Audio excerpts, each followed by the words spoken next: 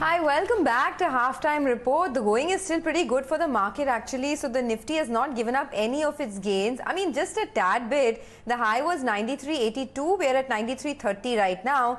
The big stock that's surging at the moment is ICICI Bank. It comes out with its numbers tomorrow. Slippages are expected to be on the elevated side. But let's see. Maybe the street knows that the worst perhaps is, already getting priced in as we speak. There's a bit of a bump up ahead of the numbers. So you never know if there's any kind of relief that comes through. But IOL Chemicals is really the stock on our radar right now.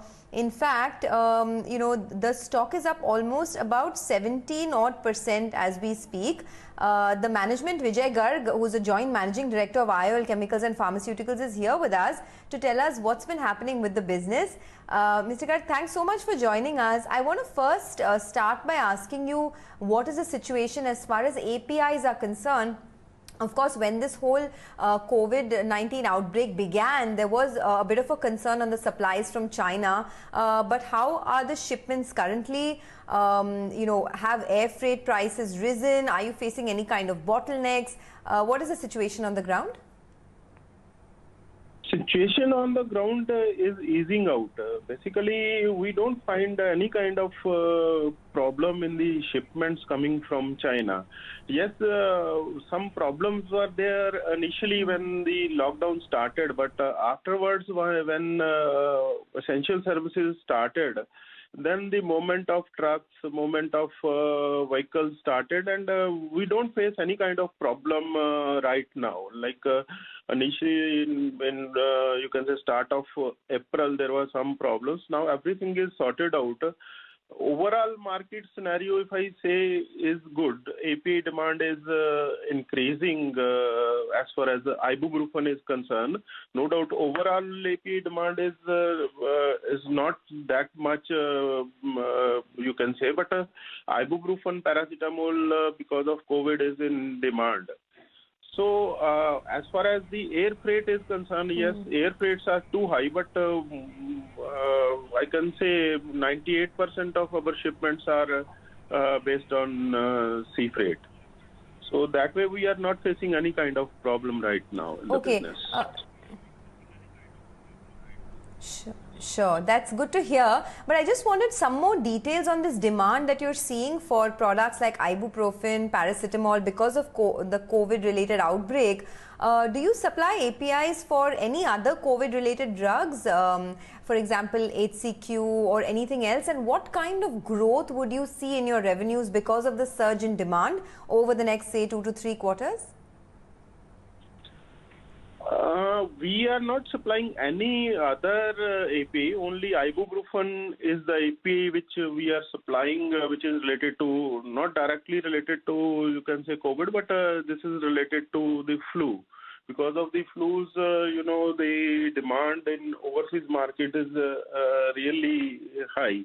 So, if I go to the numbers, like last year, if I see our sales was around the range of, you can say, 1900 to 2000 crore will be the numbers which will be coming up in the next board meeting. So audit is going on. So once the numbers are free, so our expected growth in this year is around you can say 25 to 30%, because this year we have run our ibuprofen plant at 80% capacity utilization.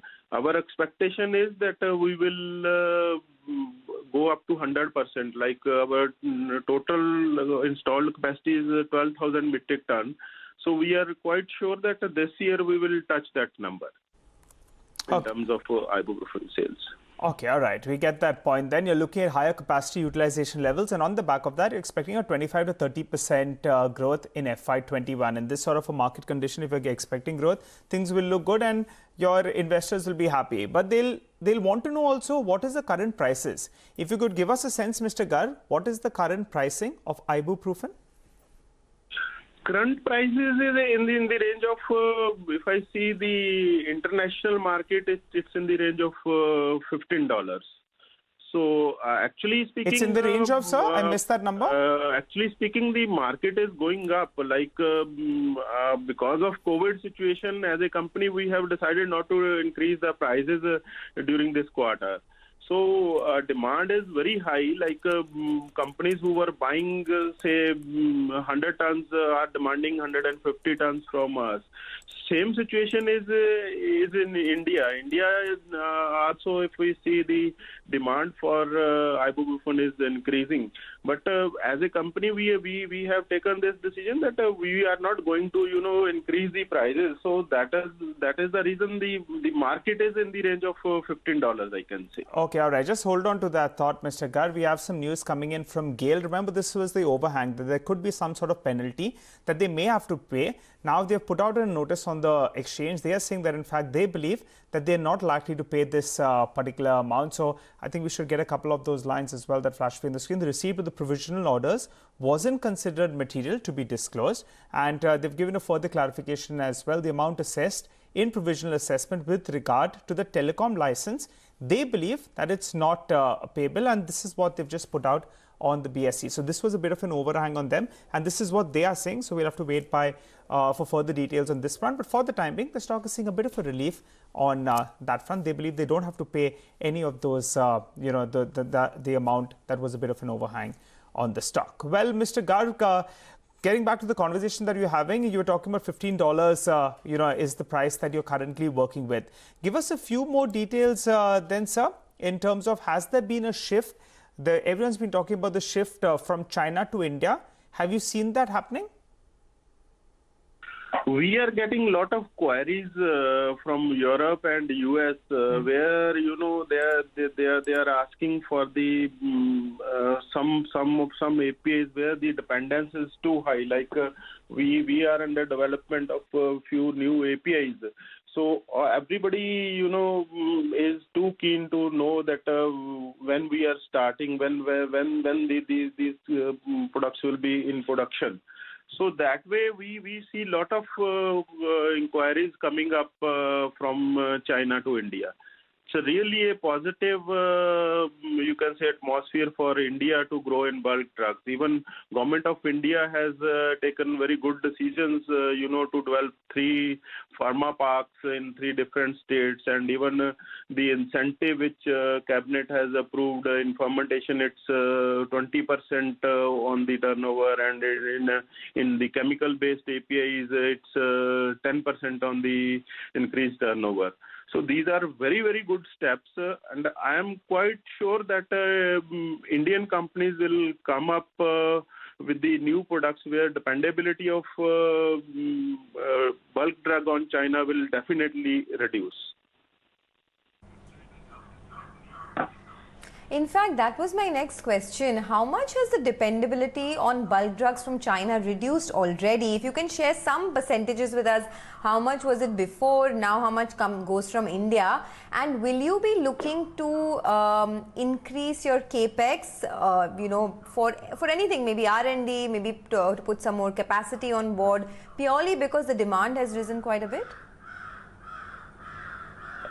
Yeah, as I was saying, that the demand, see, as of now, this is like everybody is in, or entire world is in this pandemic situation.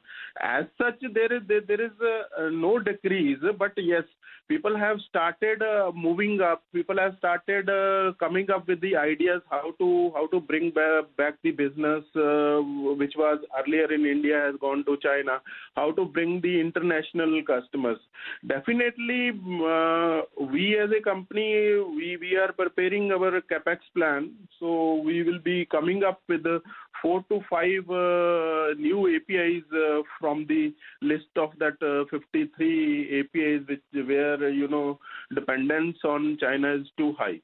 So my expectation is that within 2 years' time, the overall dependence, which is 70 to 80%, will come in the range of 50%.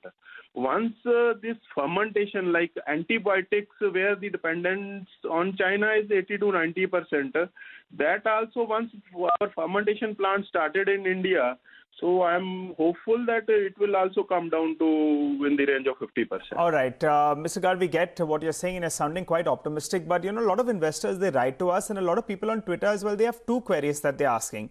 One is, you never hold a conference call and investor presentation you don't put up. Will you be doing either of the two? Yeah, definitely. In this quarter? This year, we have already paid dividend. Now no, we Mr. Garg, From investor point of view, definitely we will do. Mr. Garg, okay, so will you be having an investor call though? That point that you paid dividend, that's good news. After many years you paid dividend, you have been reducing your debt as well. We get both those 2 points. Will you be doing an investor call?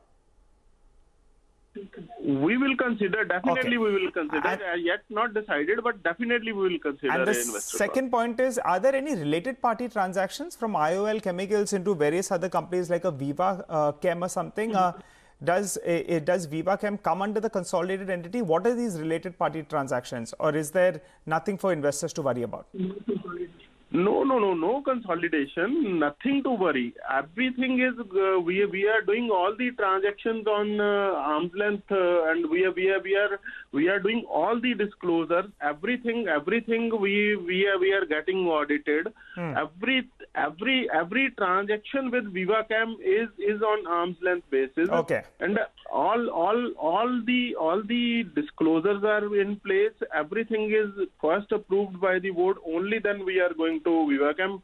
I can assure you from your side, from this medium, that investor has not to worried about Viva Chem. Okay, so you're saying that, so investors will take note of that. But thanks so much for addressing all our queries and in fact taking a couple of queries as well that we got out there. You're sounding optimistic. Wish you the best for FY21. Well, on that note, we'll slip into a short break. You come back, Prakash Gauba will join us with some trading.